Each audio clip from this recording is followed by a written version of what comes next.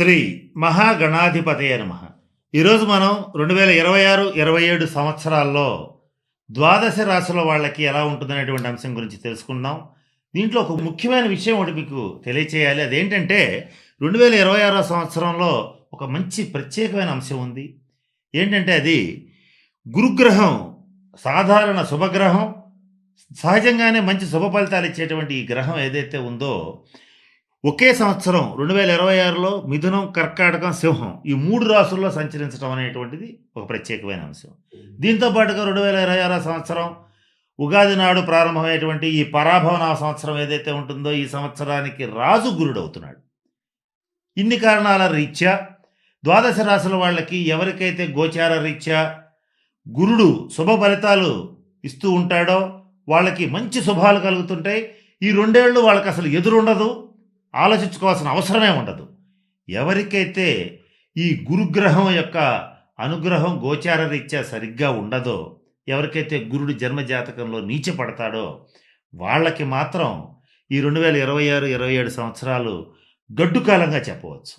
కనుక ఏ రాశుల వాళ్ళకి ఎలా ఉంటుంది, ఏ మాసాల్లో ఎలా ఉంటుంది, ఏ నెలలో ఏది చెయ్యొచ్చు, ఏ నెలలో ఏది చెయ్యకూడదు, అలాగే ఏ పరిహారాలు పాటిస్తే ఈ గురుగ్రహ అనుగ్రహాన్ని సంపాదించవచ్చు, ఇటువంటివన్నీ కూడా మనం రాబోయేటువంటి వీడియోస్లో మన వాయిస్ ఆఫ్ వేసం ఛానల్లో తెలియజేయడానికి నా శాయశక్తుల ప్రయత్నం చేస్తాను. దాంతో పాటుగా మన ఇన్స్టాగ్రామ్ పేజీలో కూడా ఎప్పటికప్పుడు ప్రతి నెల పరిహారాలు తెలియచేయడానికి నా శక్తి వంచన లేకుండా కృషి చేసి మీకు అందించడానికి ప్రయత్నం చేస్తాను. కొంచెం ఫాలో కాండి.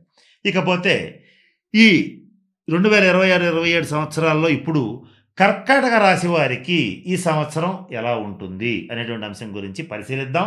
ఇక్కడ కర్కాటక రాశి అంటే మనకు తెలుసు, పునర్వసు నక్షత్రం 4వ పాదం, పుష్యమి నక్షత్రం 1, 2, 3, 4 పాదాలు, ఆశ్లేష నక్షత్రం 1, 2, 3, 4 నక్షత్ర పాదాల్లో జన్మించిన వాళ్ళందరినీ కూడా మనం కర్కాటక రాశి వాళ్ళ కింద పరిగణిస్తాం. ఈ నక్షత్రాలు కూడా కాస్త జాగ్రత్తగా గమనించుకోండి. నక్షత్రాల వారీగా కూడా మీకు తర్వాత రాబోయే వీడియోస్లో పరిహారాలు తెలియజేస్తాను.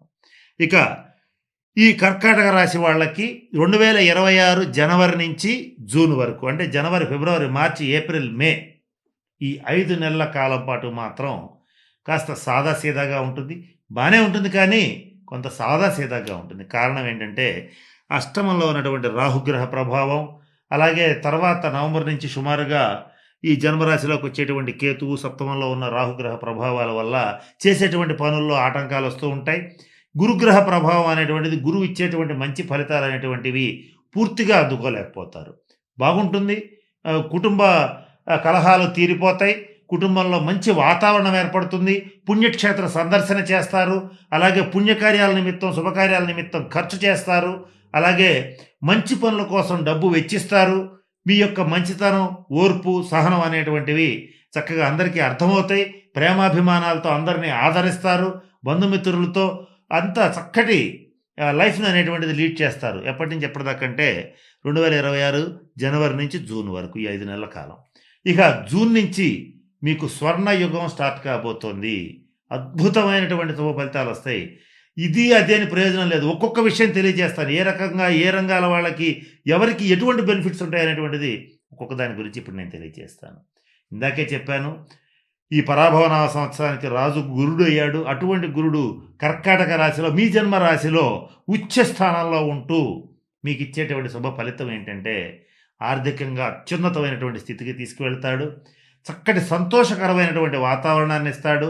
ఉద్యోగస్తులకి ప్రమోషన్స్తో కూడినటువంటి ట్రాన్స్ఫర్స్ ఇస్తాడు. నూతన గృహ యోగ్యత ఇస్తాడు.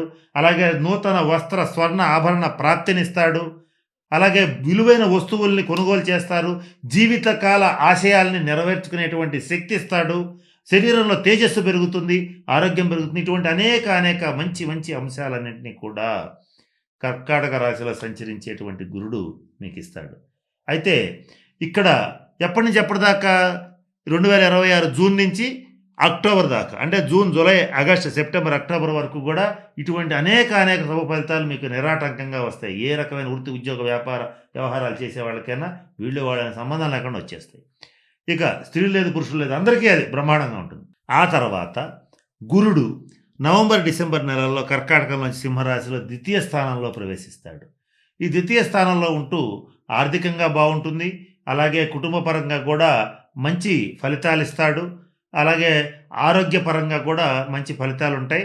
కానీ ఇక్కడ సమస్య ఏంటంటే ఈ గురుగ్రహ ప్రభావం ఇంతకు ముందు కంటే కొద్దిగా మార్పులు చెందుతూ ఉంటాయి. కారణం ఏంటంటే గురుడు సింహరాశిలో వచ్చే వేళకి రాహుకేతువులు జన్మరాశిలోకి రావటం, అలాగే ఈ శనిగ్రహ ప్రభావం భాగ్యస్థానంలో ఉన్న శనిగ్రహ ప్రభావం వల్ల కొంత ఇబ్బందులు కలుగుతూ ఉంటాయి. ఎట్లాంటి ఇబ్బందులు కలుగుతూ ఉంటాయి? చేసేటువంటి పనుల్లో కాస్త ఆటంకాలు వస్తూ ఉంటాయి.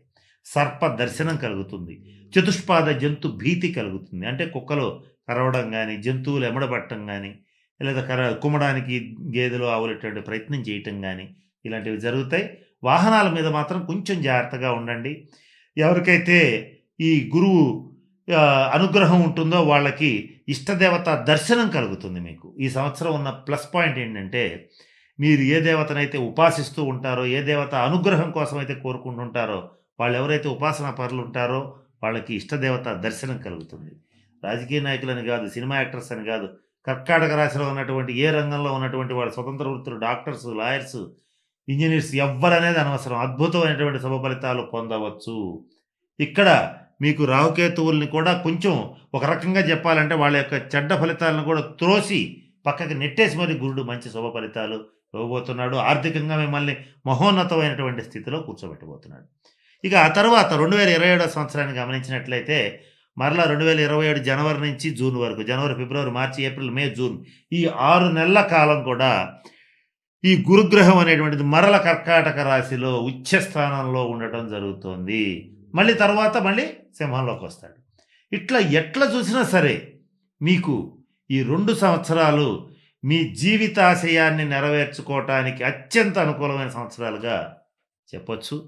కనుక మీకు ఏ కోరిక ఉన్నా, ఏ విషయంలో మీరు ఏ రంగంలో సాధించాలనుకున్నా ఈ 2026, 27 చాలా గొప్ప సంవత్సరాలు మీ కర్కాటక రాశి వాళ్ళకి. చిరకాల వాంఛ నెరవేరుతుంది. ఎంతో కాలంగా ఎదురు చూస్తున్నటువంటి స్వప్నం కూడా మీరు సాకారం చేసుకోగలుగుతారు. ఎవరు ఎన్ని చెప్పినా నమ్మాల్సిన అవసరం లేదు. కొద్దిపాటి రాహుకేతువులకు సంబంధించిన శాంతి పరిహార క్రియలు జరిపించుకోండి. దానికి సర్పక్షేత్రాలను సందర్శించండి, సర్పదేవతారాధన చెయ్యండి. అలాగే సర్పాలకు సంబంధించిన కొన్ని పరిహారాలు రాబోయే వీడియోస్లో కూడా మీకు ప్రత్యేకంగా కర్కాటక రాశి వాళ్ళకి ఇస్తాను. వీళ్ళలో కొంచెం ఒక పుష్యమి నక్షత్రం వాళ్ళకి మాత్రం కొంతకాలం పాటు అనారోగ్య భయం ఉంటుంది. ఎవరైతే పుష్యమి నక్షత్రం కర్కాటక రాశిలో ఉన్నటువంటి కొంచెం పెద్దవాళ్ళు, వృద్ధులు ఉంటారో వాళ్ళకి మాత్రం కొంత తీవ్రమైన అనారోగ్య సూచన కలుగుతుంది. అది కూడా ఎప్పుడంటే 2026 ఆగస్టు నుంచి డిసెంబర్ వరకు మధ్య ఉన్న కాలంలో జరిగే అవకాశాలు ఉంటాయి. అటువంటిది ఉంటే కొంచెం జాగ్రత్తలు పడండి. వెంటనే వైద్య సలహా తీసుకోండి. మహామృత్యుంజయ మంత్రాన్ని జపించండి. ఒకవేళ ఎవరైనా సరే మీ కుటుంబంలో పెద్దవాళ్ళు అంటే మీ పేరెంట్స్ కర్కాటక రాశిలో పుష్యమి నక్షత్రంలో కనుక ఉండేటట్లయితే వాళ్ళ ఆరోగ్యం విషయంలో అశ్రద్ధ చేయొద్దు. ఈ ఒక్క విషయం మాత్రం కాస్త జాగ్రత్తగా ఉండండి. మిగతా వాళ్ళు ఆలోచించుకోవాల్సిన అవసరం లేకుండా స్వర్ణ యుగం మీకు ఈ 2026, 27 సంవత్సరాల్లో దాదాపు 24 నెలల్లో 11 నెలల కాలం పాటు మీకు అద్భుతమైన రాజయోగం జరుగుతుంది. పరిపూర్తిగా ఉపయోగపెట్టుకోండి. ప్రపంచం అంతా సరే ఆర్థిక మాంద్యంలో కూరుకుపోయిన మీరు మాత్రం బ్రహ్మాండంగా ముందుకెళ్ళగలుగుతారు. కనుక నేను చెప్పిన అన్ని అంశాలు దృష్టిలో పెట్టుకుని తగిన శాంతి పరిహార క్రియలు పాటించి ఈ కర్కాటక రాశి వాళ్ళు అష్టైశ్వర్యాలతో భోగభాగ్యాలతో ఉండాలని మనస్ఫూర్తిగా పరమేశ్వరుని ప్రార్థిస్తూ సెలవు తీసుకుంటున్నాను. స్వస్తి.